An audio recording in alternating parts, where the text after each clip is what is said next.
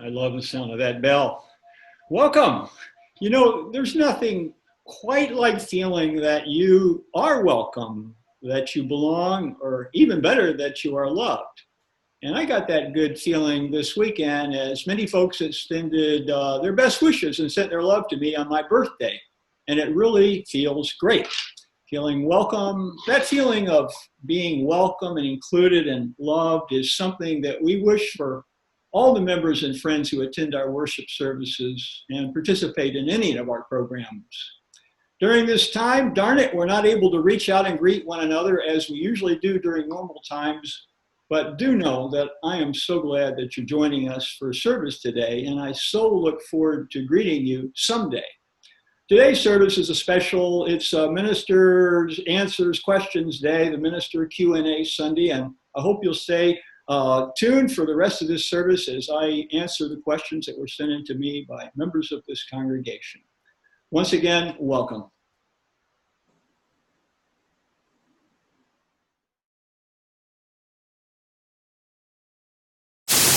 Our opening hymn today is Spirit of Life. It's number 123 in the gray hymnal. We will sing it twice through.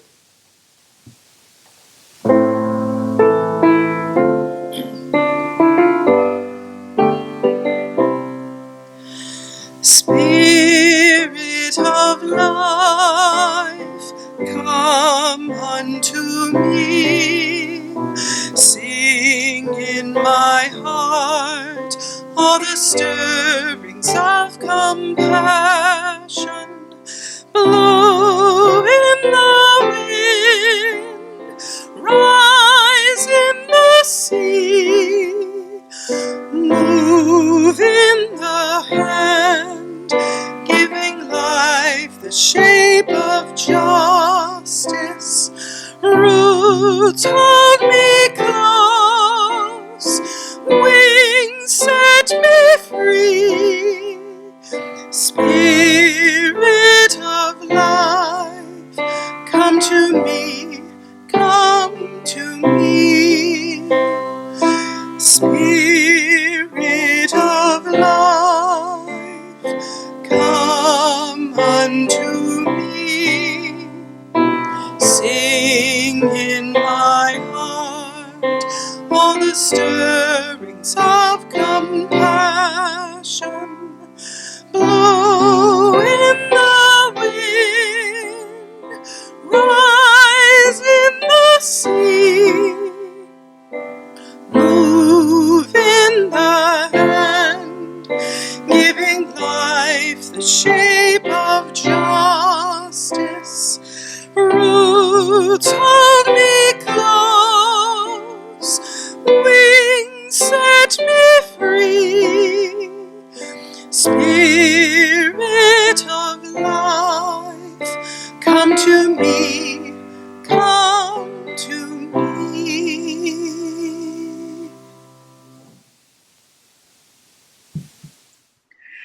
Some words from Stephen Hawking. Look up at the stars and not down at your feet. Try to make sense of what you see and wonder about what makes the universe exist. Be curious. Let us notice how wonder influences our lives as we say our affirmation. Love is our doctrine. Compassion is our way. Here we seek to create a joyful home for free religious exploration. Build a community of caring fellowship, nurture the hopes, and serve the needs of our world.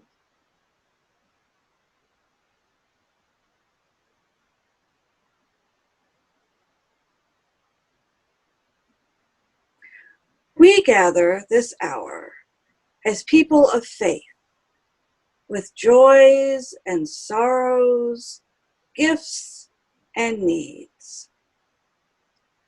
We light this beacon of hope, sign of our quest for truth and meaning, in celebration of the life we share together. Christine Robinson. Each week, we light 3 chalices. The first for those of us in this congregation, the Unitarian Universalist Congregation of Salem.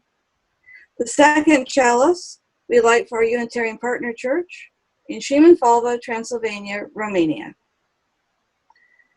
And the third we light for children and youth in religious exploration and in the world at large. Blessed be.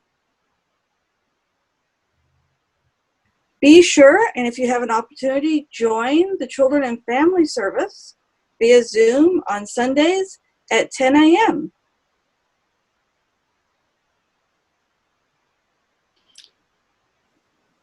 Let's take a moment to just pause in the midst of our lives, slow down.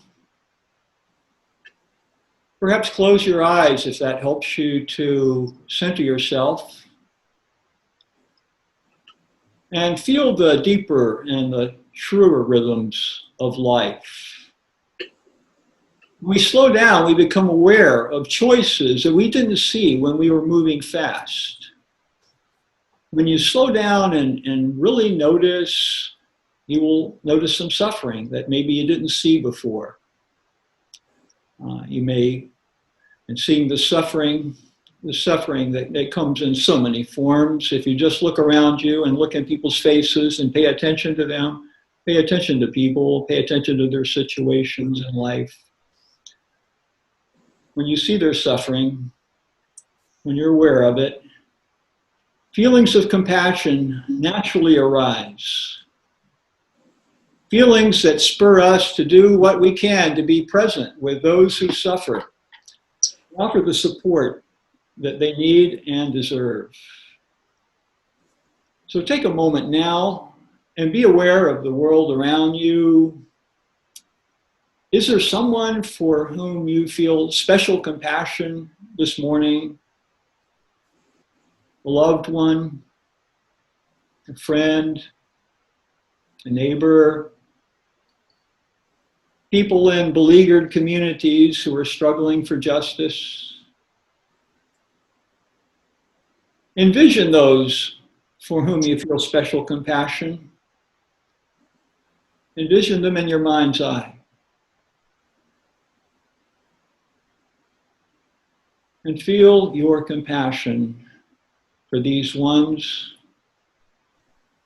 May your compassion empower you to reach out and touch them with your love.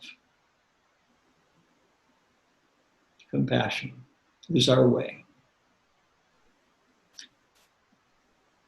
Yesterday, I got to talk with an old friend who lives in Germany. He's a retired Unitarian Universalist military chaplain. We got to talk via Zoom. It's been a really long time since we've been in touch, since before I became a minister. It was great to see this old friend. And during our conversation, he asked me how my life in the ministry had gone. It had been, after all, he was the one who first told me. He's the one who told me that I should be a Unitarian Universalist minister back when I was still in undergraduate school. And had he not made that suggestion, I'm not sure where I would have ended up. But I doubt it would have been as fulfilling as ministry has proven to be. And so I'm grateful to my friend Vernon and to all those who advised and nurtured and encouraged me along the way. And I invite you to take a moment now and think about your own life. Who was there for you during that crisis? Who gave you that piece of wisdom that you needed to hear? Who believed in you when you didn't believe in yourself?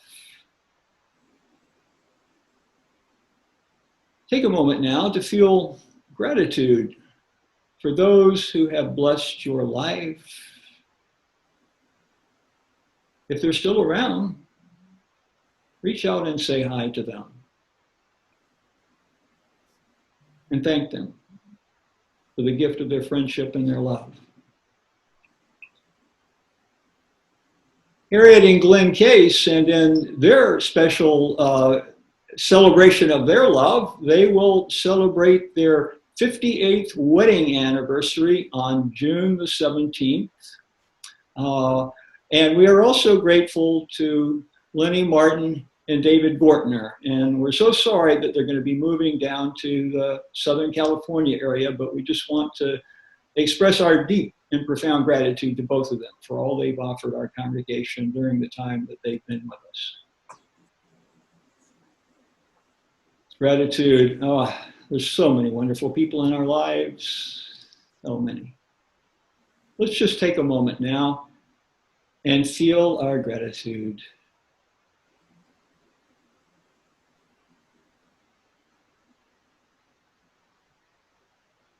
Amen.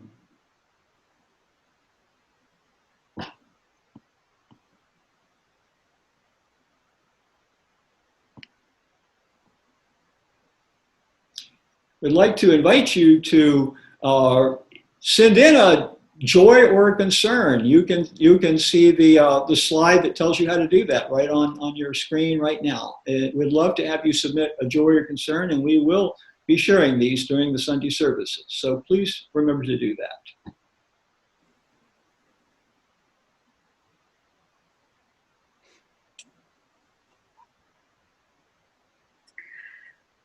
Do you know what I wonder about? You know, on a summer evening, as the days lengthen and it's time for bed, but it's still light out, do you know what I wonder? I wonder, as I look west into the endless summer night, the last rays of light refusing to leave the sky, beckoning journeys untold. The light on the horizon, questioning possibilities not thought of during cold December days. But now, in June, with the light pulling you to follow it, don't retire to your pillow and dream, it says, but follow us over the horizon, melting into the light, becoming one. If we are but stardust, how might we be connected to that fading light, dissolving into the western sea? Have you ever wondered of a place where the world ends and time begins? A place where you could experience the world as it unfolds anew. A place, a time, where when the first human stepped out into the world and said, "Here I am." Where am I? Who am I? To which the world might reply, "You are us, and we are you, connected always."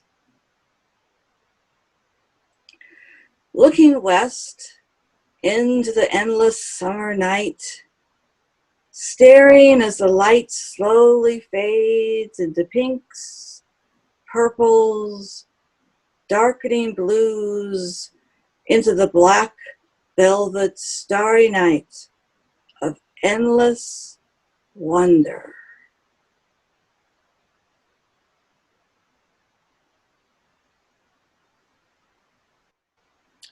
So every year we have a tradition here where you come in on Sunday mornings and you fill out a little form and you submit a question that I might be able to answer, at least that you would like to hear me attempt to answer. Questions are generally a question you'd want to ask a Unitarian Universalist minister. So questions about religion and spirituality, politics, society, pretty much anything can be asked, and I'll do my best to answer it. we've had 29 questions sent in, and I'm going to do my best to see if I can get through all 29. And if I don't make it through, that's okay. We'll get to those later on, and we'll make sure that you do hear an answer or response in one way or another. So let's begin. First question that I have is, in light of the direction that the Unitarian Universalist has taken since the General Assembly 2019, what future do you see for freedom of conscience in Unitarian Universalism?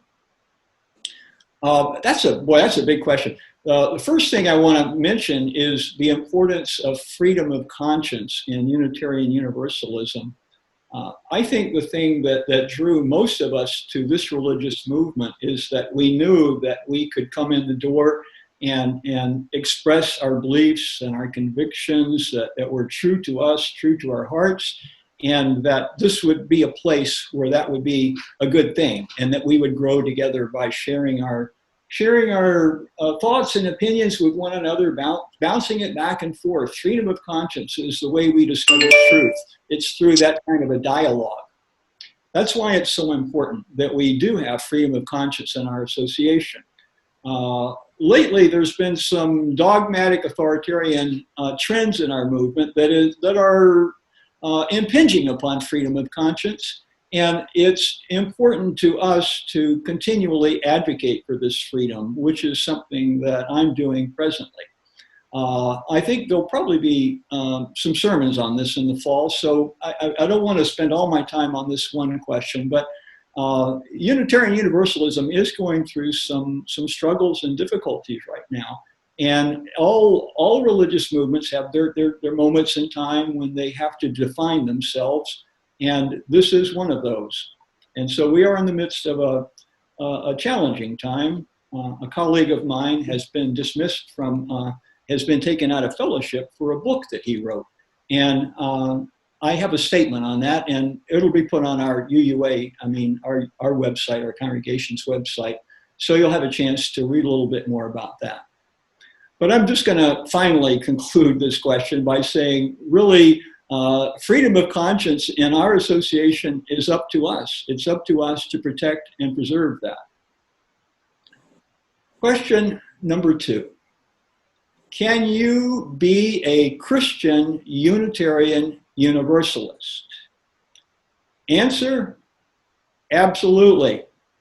It depends, though, on who gets to define what being a Christian means. For some people, being a Christian means that you accept certain doctrines and creeds about the person, about the supernatural status of Jesus Christ. And for others, being a Christian means following the life and the ministry of Jesus of Nazareth and being inspired by that.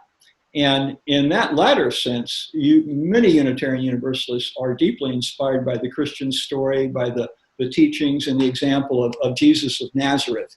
So you can be a Christian and a Unitarian Universalist. You just have to be aware that there are some Christians who would say that because you don't embrace certain doctrines and creeds that you're not a Christian.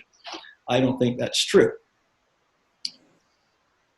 Third question, what first attracted you to Beethoven? Was it his music, his life story, or... classical music Beethoven's music is tremendously important in my life, as you probably know if you've been attending this church for any length of time. And it's always been a great mystery to me how I did discover his music. I think I was looking for my musical path without even knowing it. And one day I just happened to buy an LP of Beethoven's Fifth Piano Concerto and a Kmart when I was a young man. I don't know why I did that. I guess I thought I'd like to just explore around and see what this kind of music was like. I had no background in classical music, and I listened to it, and it didn't affect me very much. A year later, I listened to it, and I was transformed. And so I think it was just, for some reason, I sensed that I needed to find my musical path in life, and I can't explain that yearning. Question number 4. What is your favorite guilty pleasure? Wouldn't you like to know? Well, I've actually transcended all of that sort of thing. I no longer have guilty pleasures. I live a life of complete virtue. And so if you do see me purchasing a lot of ice cream at some point, just know that that's for somebody else. I no longer have guilty pleasures. Question number 5. When did you know you were meant to become a minister, and how did you know? You know, it was like, for me, for me, it was like putting together the pieces of a crossword puzzle. And one person would say a certain thing about me, like my friend Vernon. He said, you ought to be a Unitarian Universalist minister. Other people would make comments. I would discover that I liked to do something and like study religion and spirituality and think about it and tell other people about it. And I loved being with people and making a difference in the world. And I think it all finally came together for me after actually I gave a little talk on a piece of music that was being performed by Beethoven. It was his Missa Solemnis. I mentioned that, I think, in another sermon recently. And I just realized that talking about that which is deeply meaningful and sharing that with other people is something that's really that I wanted to do and I felt good about doing. So it was I don't think there was like one moment. It was just sort of like pieces of a puzzle coming together. Question number 6. We know that you practice meditation. That's true. I let you know that, don't I? Only I let you know about it because it's a good practice. And I'm not that good at it, frankly, but it does make a big difference in my life. But the question continues, what other ways do you center yourself when life gets stressful? Well, I have different things to do. I do meditate every day, and it really does help when life gets stressful to learn that you can actually let go. You can, by focusing your mind on your breathing instead of that which is making it stressful, that actually helps you to let it go. I love physical movement. I think it's really good as much as you're able to have physical movement. And I get out and take walks, lots of walks. I love that physical movement because it helps me relieve my stress. Being with my friends, just having somebody to talk to, especially if you're going through a stressful time, just being able to tell your story and have somebody listen to it, that makes a tremendous amount of difference. And then sometimes when I'm feeling stressed and I'm overwhelmed, I'll just start doing something, raking the leaves or doing my taxes or whatever. And just doing something means that maybe I can get out of this trouble and I don't have to worry so much. And it usually helps. Question number 7. What can we as white people, and the question says we as white people, many people in our congregation are white people, not our entire congregation, but what can we who are white people do to help change the habits of racism in our country? And thank you for that question. We are certainly being asked to think about this very, very deeply. We should have been thinking about it very deeply for a long time, but right now, I think that there are different things to do, and different people in different places are going to have different opportunities to do different things. One thing I think that we can do is learn the history of slavery and racism in this country. Right now, I'm reading a fascinating biography of Frederick Douglass, who was began his life, first 20 years of his life, he was a slave. and just learning about his experiences as a slave and the experiences of Black people throughout our history, I think is necessary for us to understand the depth of this. I was just noticing in an article the other day that the average net worth of a white family and the average net worth of a Black family, a white family is 10 times wealthier than a Black family, not because they're more deserving or worked harder. It's because there are some structural inequities that are intergenerational, that are baked into our economic system. And I think there needs to be very serious conversations now. I mean, we have billions of dollars to spend on what we call national defense, might better be termed national offense, because we do have a military presence all around the world. We have enough money to build a completely useless wall on our border, and yet we don't have enough money to invest in our communities, especially communities with people of color. And so I think some serious conversations around reparation-like initiatives, really big initiatives, to help erase the great disparity that exists, economic disparity. That's one thing that we could do, and learn history. Those are two things that we can do, and there's many more too, but I'm going to leave those for future sermons. When things are crazy and chaotic and especially discouraging, how do you find and believe in hope? I have a complicated relationship with hope. This is what I really want and need to know. Answer: hope. Hope is something that can keep us going during difficult times. I think we all need to have some sense that we're gonna get through something to something better sometimes, especially when things are really, really hard. And yet, I have found that sometimes when you're in the greatest despair, the best thing is to just sit with it and to just be present with it and to pay attention to what's going on. You know, it's in the greatest darkness that a single light can appear and make all the difference.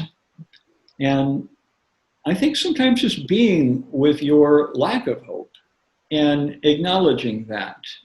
I think the human heart naturally generates hope and healing. And I believe that we are all capable of continuing to become more aware, to grow in depth of understanding. We have every reason to continue to hope. When we look at it, if you look at the great sweep of history, many things have gotten better, and we do learn, and we do make progress. Question number 9. Tell a story about compassion, which is a Soul Matters topic for the month. I have to plug in my computer. It's about to go out. You don't want that to die on me. So before I can answer question number 9, now I'll tell you a story about compassion. Compassion. When I was about 10 years old, my mother was in the hospital. I told this story at the Chalice-side chat this earlier this week. I was in the hospital. My mother was in the hospital for a long period of time, and I stayed with some friends, and a friend of mine, and his parents were incredibly cruel and punitive. It was a terrible situation for my friend. They didn't punish me, but I could see how it was. But my friend had a neighbor, an older man, and when my friend David and I would go over to visit him. It was like Jesus Christ himself was visiting. This old man was just so thrilled to see us, and he would have his wife bring in refreshments and cookies and something sweet to drink. And then he would ask my friend David all about his life and how he was doing, and he would affirm him. And I just watched the way this neighbor interacted with David, and I knew that this neighbor probably heard the loud whippings and the screaming and the yelling and the cruelty that came out of that house. And I think that he knew that this young boy needed some compassion, and he gave it to him. And that example really, really did touch me. Question number 10. Where's an unusual place you've lived? I lived in Germany when I was a young boy. My dad worked for the Red Cross, and we lived on an army base. And in Straubing, Germany, and we lived in Freiburg, Germany. I lived in Freiburg, Germany at the same time that Elvis Presley did. And Elvis and I actually never met, so I'm not going to claim that. But I'm doing a little bit of name dropping here, as I lived in Germany, along with Elvis Presley. Question number 11, with the state of the world and with the pandemic and the protests, how do you keep our faith about us without letting hatred sink into our lives? It's a big challenge, I think, for all of us to let go of our anger sometimes. There's a lot that can go wrong in this world, and there's a lot that can be done wrong to you and to other people. And it's very easy to get settled into a state of outrage. And it's good to feel outraged. It's necessary to feel outraged. But if that's where you spend your life, and that being perpetually outraged, that's probably not going to help you or anyone else. And so I think that just remembering to sit to yourself and examine yourself and look at the thoughts and the feelings that are currently playing in your brain and determining how you're feeling and acting. It's a good thing to just be aware that the thoughts and the feelings that we entertain, they shape us into who we are. And so if we can practice having compassionate thoughts about other people, we become more compassionate.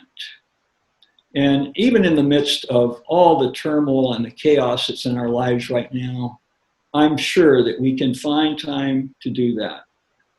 So practice feeling compassion. Practice feeling centered. 12, question number 12. What's the difference between being religious and being spiritual? What's the difference between being religious and being spiritual? I think of spirituality is more of a personal sense of the sacred and one's connectedness to it. And I think of religion as where people gather together to affirm their common spirituality. I don't see that religion and spirituality have to be in opposition. I have seen one quote that says, religion tells you the truth, spirituality lets you discover it. I think that we are a congregation where we hope that you're allowed to discover your truth. That's the spirituality part. But that you can come and join us, because it's a solitary spiritual path is not one that takes you as far as you need to go. You need to join with other people, really, on a spiritual path. You absolutely do. Question number 13. Remind us of the difference between the early Unitarians and the early Universalists, and remind us of how they came together. Boy, is this a strange story. The early Unitarians and the early Universalists, they were different. The early Unitarians, they sort of evolved off of the Puritan Congregational Church in New England. They were the well-educated Boston Brahmin types. They were the movers and shakers of society, the intellectual leading lights, the Unitarians. The Universalists were more common folk.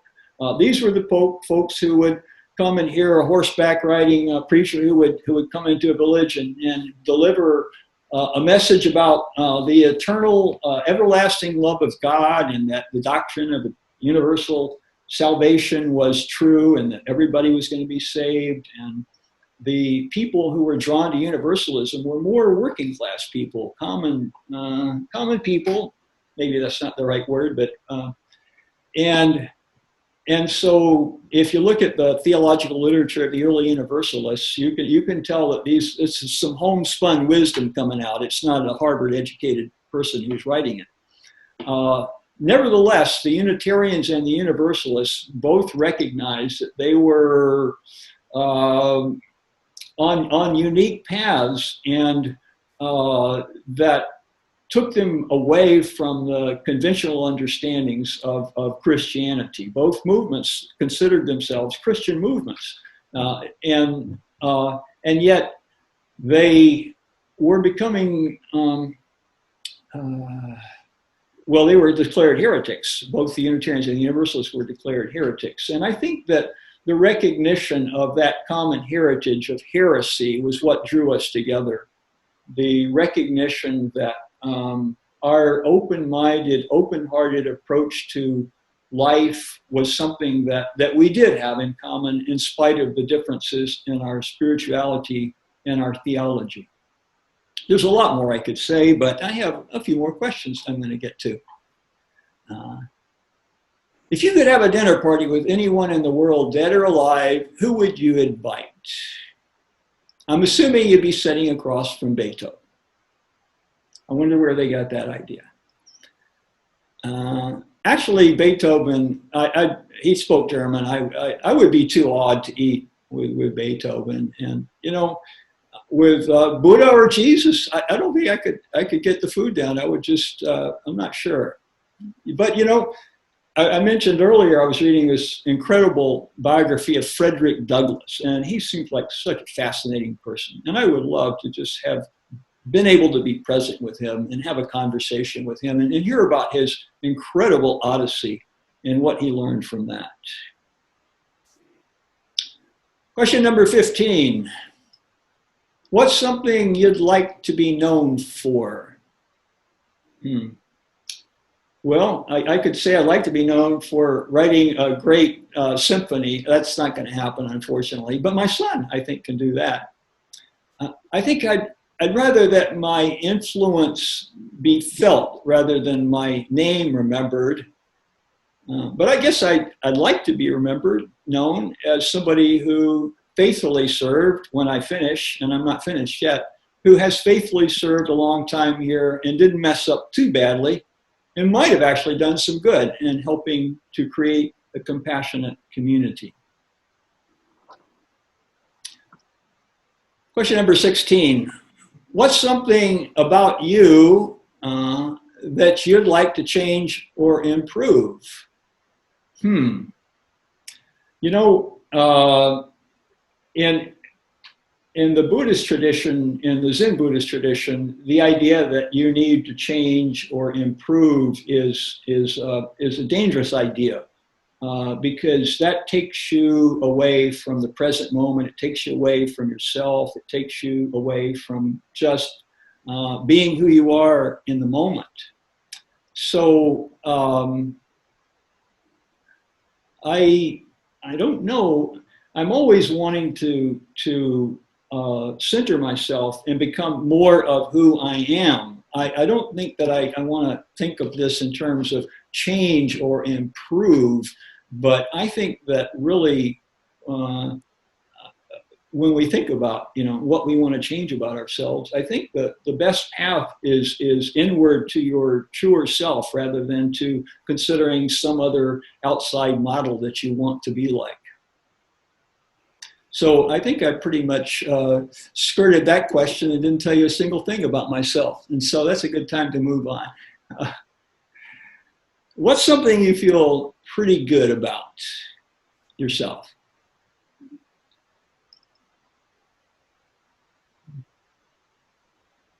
You know, I think I feel really good that I saw that a good friend of mine, a colleague, a good person, he was getting bullied and belittled, and I have stood beside my friend, and he knows that I'm his friend and that he's not alone. And I feel good about that. Question number 18. Based on your religious upbringing, is being a UU minister where you saw your life going when you were a young person, a young man? You know, when I was a young person, the idea that I would be a minister was just totally, I couldn't even imagine that because I didn't have a model of religion that I wanted to belong to. So I didn't really think about it in those terms. But when I was a young man, I did think, you know, just being a minister. I didn't really know that much about Unitarian Universalism, but I thought that it was a good path, and so it's congruent. Question number 19. Given all that is going on right now with COVID-19, police brutality, Black Lives Matter, what will Unitarian Universalism be like, and what should be the roles of Unitarian Universalists over the next 5 to 10 years? Well, that's an easy question. No, it's not. Let's see. You know, I think that actually, I don't know how we're going to get through this pandemic. When I say I don't know how life is going to be when we do get through the pandemic, but I'm sensing rays of hope in our life in terms of us learning to acknowledge our past and move ahead in a better way. I don't have a crystal ball, and there is so much at play in our world right now that I think anybody who thinks that they know how things are going to look a year from now is ill-informed, because no one does know that. I would say that I think it's really important for Unitarian Universalist laity to be aware of your power. This is a democratic religious movement. That means that really the power is vested in the laity. And I think that that fact has not been made well known enough in our movement. And so I think that if we can reclaim the democracy in our movement and in our society in general, that'll put us in good stead. So rather than predicting the future, I would say maybe we should try to help make the future and work to regain our democratic status as a religious movement. Looks like question number 20 is somewhat related a little bit. How should we exercise our citizenship in the next few months as we prepare for the presidential election in November? How can we help others? Is there an election that's coming up in November? I think so. Biggest one ever, I would say. I don't think that we could. I don't know. Another 4 years of the current president is just such a terrible scenario that we really do have to do everything we can to get this president out of the White House. I'm not doing political endorsements here. I'm not endangering our tax-exempt status. I'm simply saying the man is morally rudderless, whether he's Republican or Democrat, doesn't belong in the White House. I would say that what we can do to prepare for the presidential election is, first of all, protect the vote. I think we have a pretty good voting system here in Oregon, the mail-in ballot, but around the country, I'm really concerned about how the vote is going to go. And I'm not sure what I can tell you that we can do about it, except staying tuned in and paying attention and making our voices heard if we think that things have gone wrong. Question number 21. Who, in your opinion, is Jesus Christ? there's certainly been a lot written on that, and a lot of people think about who Jesus was, and yet the more historians look into this, the more we realize we'll really never understand who Jesus was. It's just too historically remote. But I do know that we have geniuses in this world. Geniuses come along, scientific,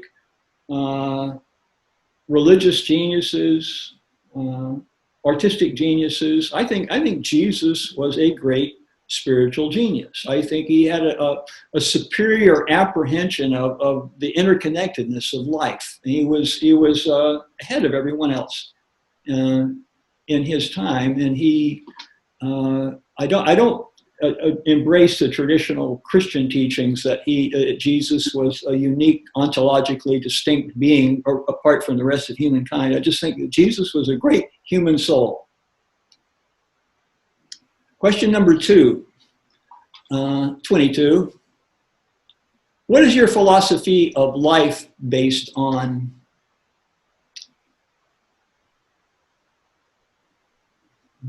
You know, I think I'm empirical.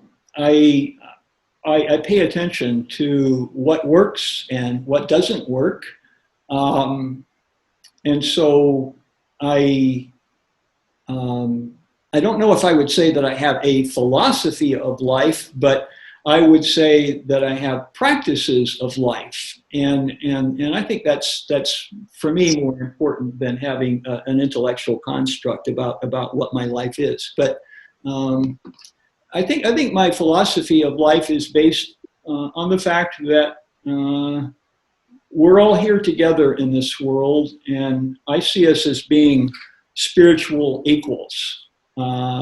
And in learning to recognize that that reality, so that everybody feels included and connected and welcome and loved. Anything that I can do to help bring that about, to build a beloved community, anything that I can help to bring in those who are lonely and disconnected, to help them feel connected, helping to create those connections is really what my philosophy is based on, just bringing us together as much as we possibly can. Sorry, I couldn't be more articulate, but I'll think about that question and maybe give it some more answer during the coming year. Question number 23. What do you think would probably surprise most people about you? You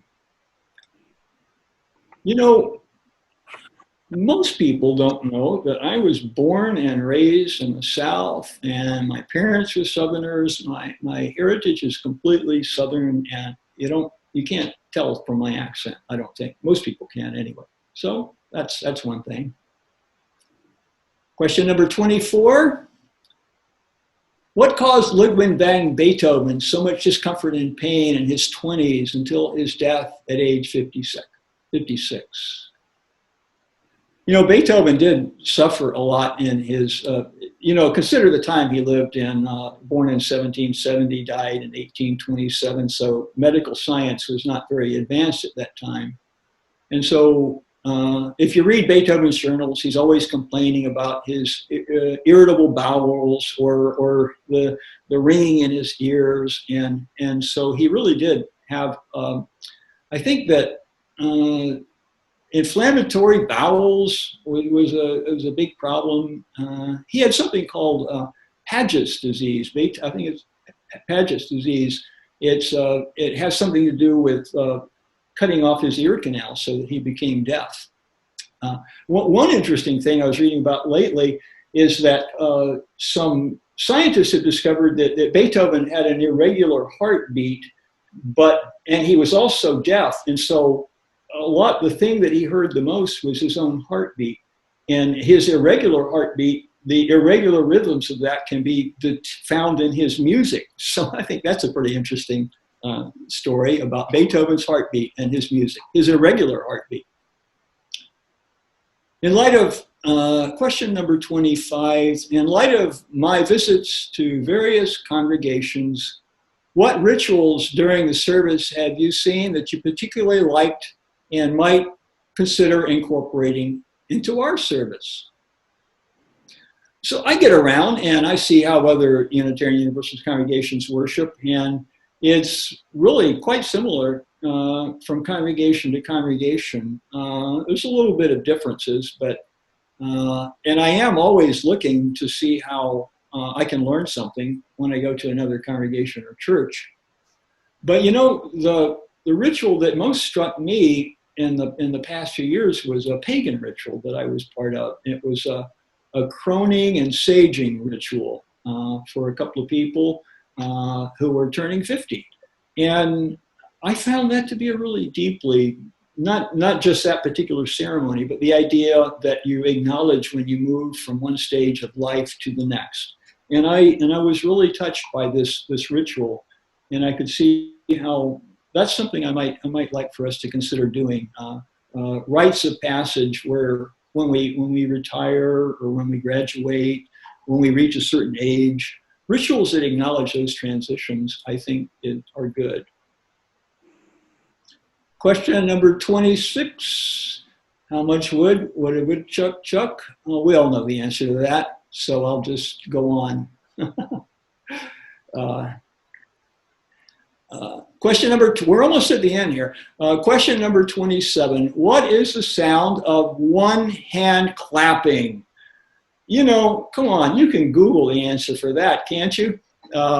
I don't know. That is that question is part of what's called a Zen koan. Zen Buddhist koans are supposed to be questions that really cause you to flounder mentally. I mean, what's the sound of one hand? I mean, I know the sound of two hand clap. What's the sound of one hand clapping? And the idea of a koan is to get you to sort of maybe give up intellectual discourse and trying to figure it out and just pay attention to reality. I think that's the idea. But one of the reasons that I am attracted to the part of Zen Buddhism is called Soto Zen, as opposed to Rinzai Zen, is that you don't have to do koans. I've never felt drawn to that particular practice. So just Google that. What's the sound of one hand clapping? And you'll get the answer. Question number 28. When was the last time you encountered information or had an experience that has shifted the way you thought about it? And how was it transformative? When was the last time you encountered information or had experience that shifted the way you thought about it? And how was it transformative? You know, when I was a couple of summers ago, some of you may remember that I was part of a protest from a group called the Interfaith Movement for Immigrant Justice, Emerge, and we were arrested in front of the Immigration Custom Enforcement building in Portland. And when I was meeting with the clergy, a lot of clergy in Portland, rabbis and Christian clergy mostly, and I was so touched by the depth of their commitment and their true spirituality. And I remember when we were praying together in a room before we were about to take an action, I had gotten to know them and how I thought, whatever theological differences we might have don't matter at all. It's just such a beautiful thing that you are here, and I love these ministers, and I wish them success in their ministries, because whatever theology they're preaching, I could tell it was love in their heart that was motivating them. And I felt like I came out of my theological silo a little bit and began to appreciate those around me a lot more. And so that was transformative.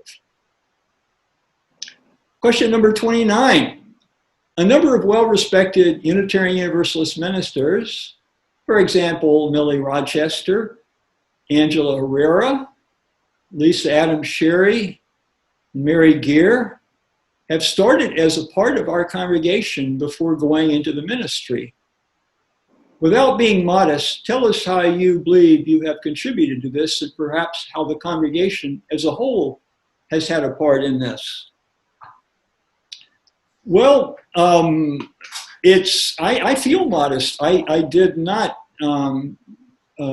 these were all wonderful people that are mentioned here, and they appeared here, they were here, and I really don't think I can take any special credit for this, except that I did nurture and encourage them in their ministry. And I think that they got to see what a healthy, loving congregation looks like. And I think that inspired them to enter into the ministry.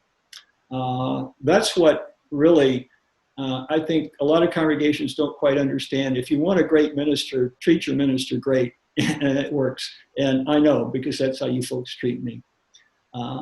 Thank you for bearing with me as we worked our way through these 29 questions. I hope it wasn't too long, but I'm going to take a break now and invite us all to pause and think about the questions that we have in our lives, the wonderings. Wonderings are windows to the open, infinite skies of our lives. Take some time to be present with your wondering self.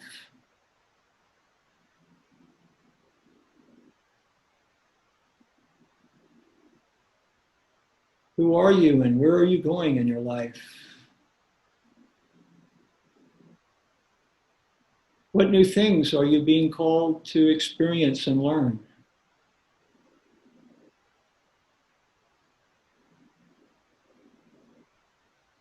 What new people are you being called to meet?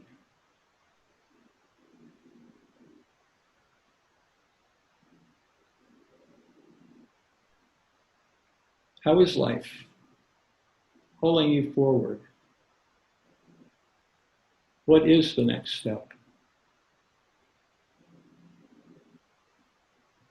Let's just pause in silence now as we reflect upon the deeper meanings and the sacred purposes of our lives.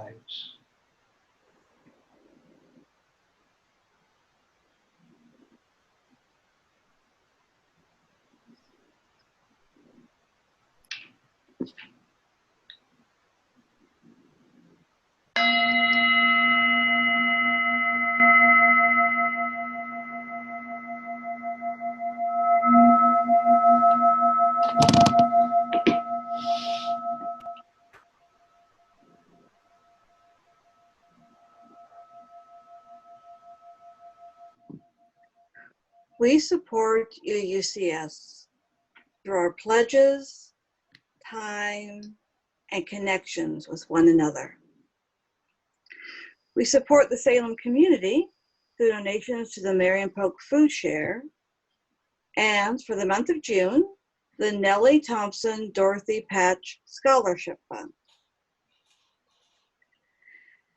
Nelson Mandela is quoted as saying, "Education is the most powerful weapon which you can use to change the world."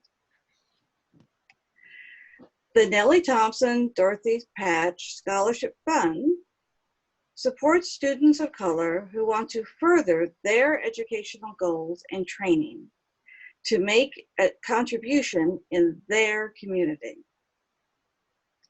Please send your checks to UUCS or visit the website to donate. And here you see a slide on how to do that. Thank you for maintaining the community of UUCS and for helping the larger community of Salem.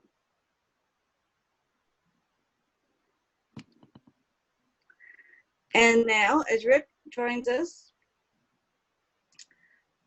with the social justice candle, he will light that as we take the light from our chalice, lighting the social justice candle as a symbolic reminder of the light and justice we carry out into the world. As we extinguish the chalices, remember to enrich your inner life through wonder and the going on search for truth.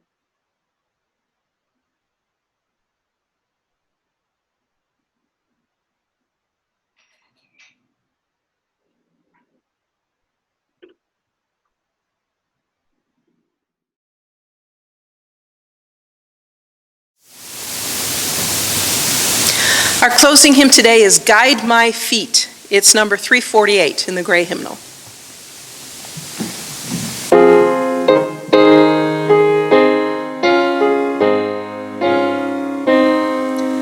Guide my feet while I run this race.